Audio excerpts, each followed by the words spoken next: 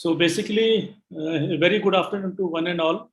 I'll be speaking on blob of vitreous in the anterior chamber. So basically, blob of vitreous is not a very innocuous finding.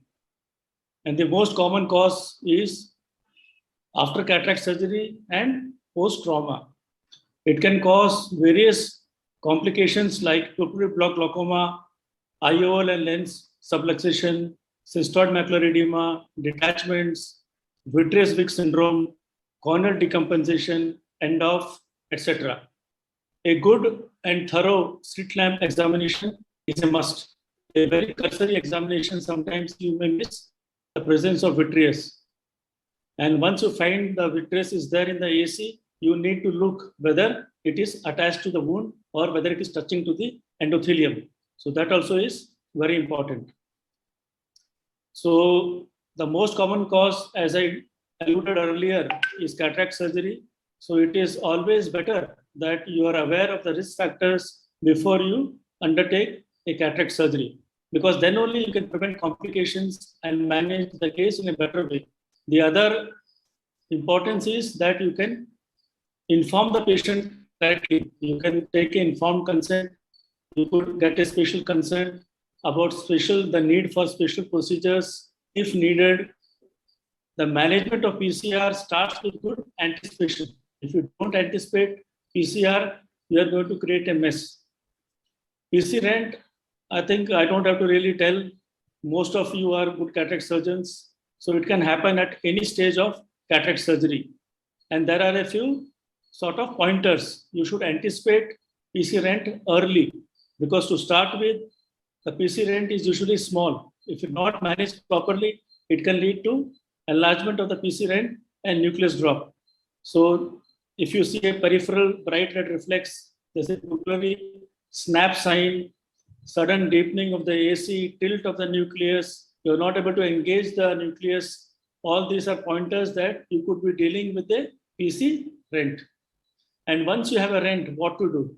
So first thing is to don't do anything. Take a deep breath and assess. We have a natural tendency that faced with any complication, we just withdraw all the instruments from the eye. So that should not be done, because once you withdraw the phaco probe, the eye is going to collapse. The AC is going to collapse.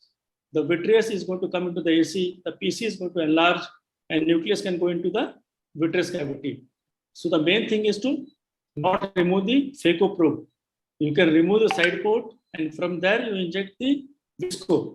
So that will stabilize the chamber, and it will push the PC rent or the whatever the vitreous has collapsed back. And then you can remove the instrument, assess again, and then take a call. If there's a very small chunk of nucleus with a small PC rent, you can continue with the phaco. But if it's a large nuclear material with vitreous collapse, it's better to enlarge the incision and remove it through either SICS or ECC tunnel. Thorough anterior vitrectomy is a must. That is very important. So vitreous is sort of invisible. So you can use IVTA. It's sort of white sheet over the invisible enemy. You can coat the vitreous, because one problem is the end point. If you don't stain the vitreous, sometimes you don't realize whether you have done adequate vitrectomy or not. And the other thing is nucleus drop. It's a nightmare, because now you have to refer the patient. So one thing is that please don't fish. If the nucleus has gone behind the PC, let it go. Let it fall into the posterior chamber. That is safer for you and the patient. If you try to fish it, you can create giant retinal tears, large breaks. Your aim should be not to further cause more damage. Do a vitrectomy, and if possible, support is there. You can put a IOL, or it can be put later on also. But good vitrectomy is a must, and secure the wound. That is very important. Sometimes you are too tense, you don't sort of secure the wound, and you patch the eye. Next day there will be corneal edema. So you have to form the AC, secure the wound, and then if required, you can refer to the retina consultant. So the other thing is you need to sort of differentiate between vitreous incarceration and vitreous Wick syndrome. So in vitreous Wick, the vitreous is outside the wound. It is lying on the external surface. And vitreous incarceration, as you can see in this slide, the vitreous is just in the wound. It is not prolapsing outside, because the patients with vitreous Wick syndrome are at risk of endophthalmitis, and Seidels will be positive. So you have to differentiate these two conditions. This is a case of vitreous Wick. You can see there is a sort of peaking of the pupil, and delayed onset of endophthalmitis is a risk factor. So the management is usually vitrectomy, and very special cases you can do vitreolysis also. So where if it's a single strand, taut single strand, you can do NDI vitreolysis. Most of the times otherwise you may have to do anterior vitrectomy. Endophthalmitis, incidence of a cataract surgery is 0.05 to 0.3. If there is a PCR, it increases the risk, because vitreous is a good culture medium for organisms. So if there's a complicated surgery, always use intracameral moxiflox, and there should be a high index of suspicion in the post-operative period also. And treatment is intravitreal antibiotics or vitrectomy. Post-surgical CME also, if there's a lot of handling, it increases the risk of cystoid macular edema, because the inflammatory mediators go into the posterior segment and disrupt the blood-retinal barrier. And all such cases, complete cases, you need to give Nepafenec, anti-inflammatory drops for a longer period of time. And if you find vitreous sticking to the iris IOL, you need anti-vitrectomy. Similarly, retinal breaks also. So what happens with the vitreous prolapse? The hyaluronic acid comes into the anterior segment. There is a lot of, the viscosity becomes less, more saccades, more traction on the base, and the incidence of detachment also increases if there is a vitreous prolapse. Vitreous in AC also can cause glaucoma also. It can cause pupillary block glaucoma. It can cause secondary glaucoma. It could be open angle glaucoma also. So here you can see after YAG, there was a vitreous prolapse and laser was done. Vitreous touch syndrome also can cause decompensation of the cornea. I think I just skip all these things because of shortage of time.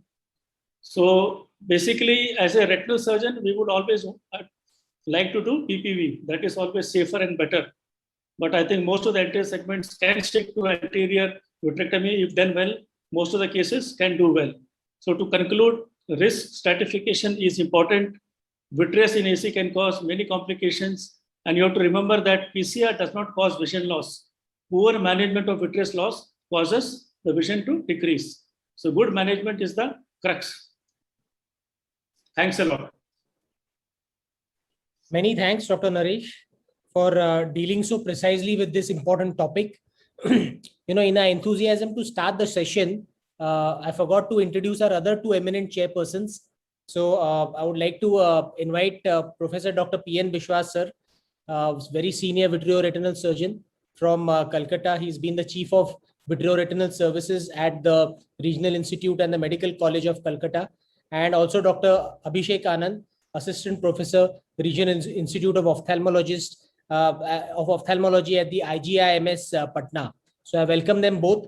I think Dr. Gopal has not yet joined us. He would be joining us soon. So with that, I think we'll move on to the next talk in this session. And that is by Dr. Rajesh Sahai. Is Dr. Rajesh ready? Can I ask one question? Yeah, sure. Oh, yes. Please. Like Yes. if you have a very thin strand of vitreous, which is causing,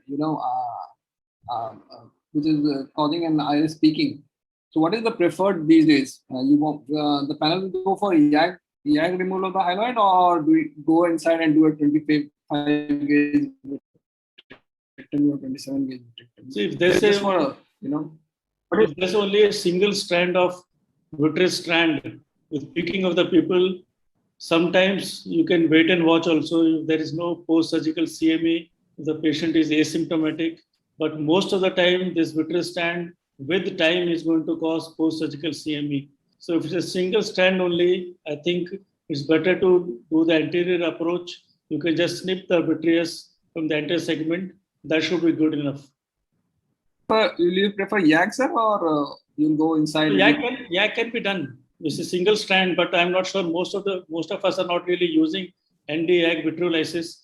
But for a single strand, taut if it is a lax and it's a sheet of strand, YAG may not work.